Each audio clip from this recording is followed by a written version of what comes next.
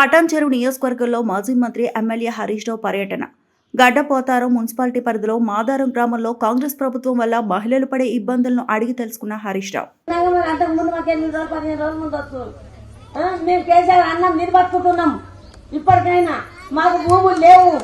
మేము భూములు లేక బతుకుతున్నాం. ఇక మేము బట్టతో కట్టుకొని బతికినాము. ఇవాళ తిని నీరు తప్పితే కాదు కేసీఆర్తో మేము బతికినాము. ఇవాళ కేసీఆర్ మాకు ఉంటేనే మాకు వచ్చింది.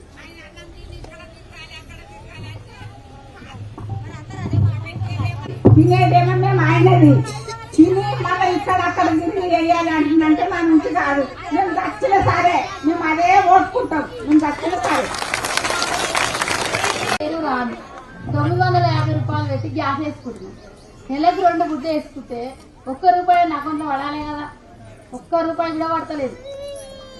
ముందు 550 ఉండే గ్యాస్కు, ఇప్పుడు 950 రూపాయలు చేసారు. మాకు చేసినా మాకేం ప్రయోజనం? ముందు ₹1 రాంది 5 మళ్ళీ తిరిగి బస్ అన్నాడు.